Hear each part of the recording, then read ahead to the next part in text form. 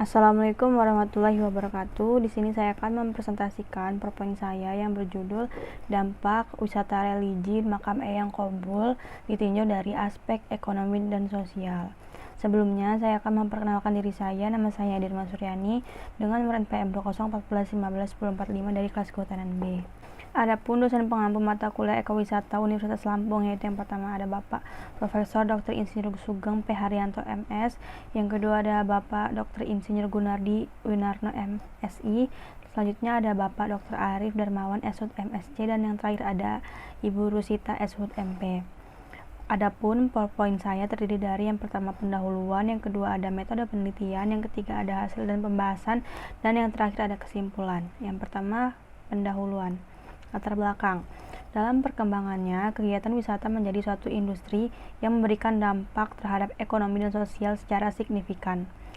Dampak tersebut bisa dilihat dari sisi positif maupun negatif. Salah satu destinasi wisata religi atau wisata ziarah adalah makam yang dikeramatkan atau dimuliakan.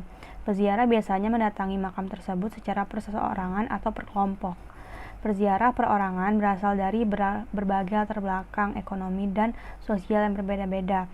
Perziarah berkelompok berasal dari jemaah pengajian, siswa sekolah, mulai dari tingkat pendidikan sekolah dasar, menengah, dan tingkat perguruan tinggi. Motivasi perziarah mengunjungi makam keramat ini cukup beragam. Sebagian besar dilatar belakangi oleh tradisi untuk mengunjungi makam tokoh yang berperan dalam penyebaran agama Islam. Motivasi lainnya adalah karena adanya nazar atau permintaan atau kebutuhan khusus lainnya yang dikaitkan dan diinginkan oleh perziarah. Wisata religi atau ziarah merupakan aktivitas perjalanan seseorang atau kelompok untuk tujuan memenuhi kebutuhan secara material maupun spiritual dengan mendatangi suatu tempat sebagai tempat ibadah yang disucikan atau makam seseorang tokoh atau pemimpin yang agung yang dikeramatkan dan keberadaannya terletak di atas bukit atau pegunungan. Adapun tujuan penelitian pada PowerPoint saya itu yang pertama ada untuk memperoleh gambaran tentang sosok Eyang Kobul yang makamnya menjadi salah satu situr cagar budaya di wilayah Kabupaten Bandung. Yang kedua, untuk mengetahui dampak yang ditimbulkan dari keberadaan situs makam Eyang Kobul sebagai destinasi wisata religi atau wisata ziarah terhadap aspek ekonomi dan sosial kehidupan masyarakat yang berada di sekitarnya. Selanjutnya, untuk menelusuri kebenaran tentang persepsi sebagai peziarah mengenai makam Eyang Kobul sebagai tempat pesugihan. Yang kedua ada metode penelitian.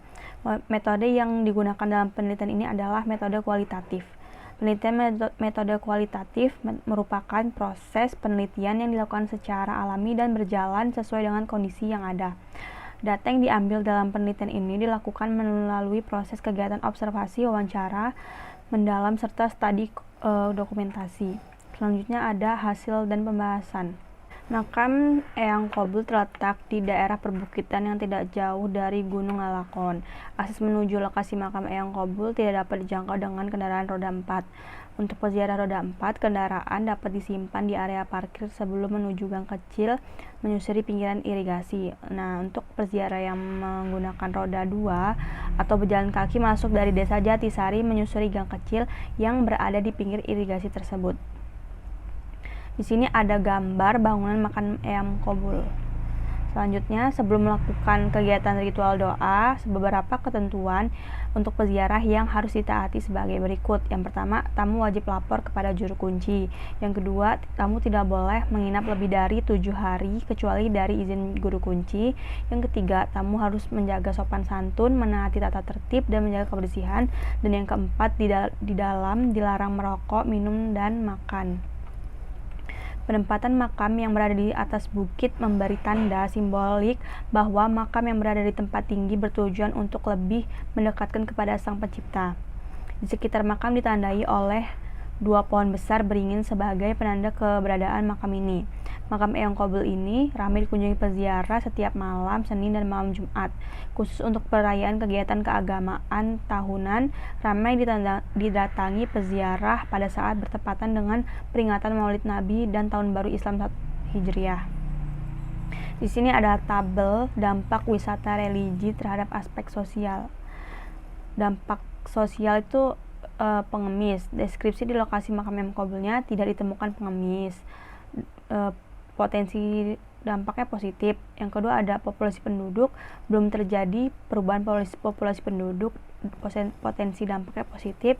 Selanjutnya ada penggunaan infrastruktur bangunan yang berlebihan, pengembangan infrastruktur fisik masih terbatas, dan penyediaan pendopo, masjid, dan parkir dan toilet. Itu dampak positif. Kehilangan fungsi manfaat sosial tanah. Pembangunan sarana dan prasarana di sekitar wisata religi tidak menyebabkan masyarakat kehilangan fungsi dan manfaat sosial tanah. Dampaknya positif. Selanjutnya ada kehilangan manfaat dari usaha lainnya. Belum ada laporan mengenai kehilangan manfaat usaha akibat wisata religi. Dampak positif. Tindak kejahatan kepada peziarah. Belum ditemukan kasus kriminal terkait tindak kejahatan kepada para pengunjung. Itu dampaknya positif. Selain memberikan dampak positif, keberadaan makam M. Qobul juga masih menyiksakan persepsi negatif sebagai tempat pesugihan. Hal ini menjadi masalah yang dikeluh kesahkan oleh Bapak Juru Kunci, yaitu Bapak Denden Sumpena. Persepsi negatif bersumber dari media online bahwa makam Eyang Qobul ini sebagai tempat untuk mencari pesugihan. Motif pesugihan yang dilakukan peziarah dilakukan dengan syarat dan ketentuan khusus seperti peziarah mendatangi makam keramat ini setiap malam Jumat Legi. Ritual yang dilakukan dengan melakukan puasa selama 3 hari di lokasi makam. Seandainya berhasil, peziarah diharuskan menyisihkan harta kekayaannya setahun sekali kepada yang membutuhkan. Selanjutnya ada kesimpulan. Kesimpulan pertama, keberadaan situs makam Eyang Qobul sebagai destinasi wisata religi di Desa Jatisari, Kecamatan Kutawaringin, Kabupaten Bandung, memiliki dampak positif terhadap aktivitas ekonomi dan kehidupan masyarakat sekitarnya. Yang kedua, tantangan pengembangan situs makam Eyang Qobul ke depan adalah bagaimana implementasi kemandirian juru kunci sebagai pengelola merealisasikan rencana dan program pemanfaatan fasilitas yang menunjang daya tarik wisata religi makam Eyang Qobul. Dan yang ketiga, pengembangan destinasi wisata religi makam Eyang Qobul ini salah satunya dapat dilakukan melalui strategi komunikasi. Sekian presentasi dari saya. Apabila ada kesalahan kata, saya mohon maaf. Saya akhiri. Wassalamualaikum warahmatullahi wabarakatuh.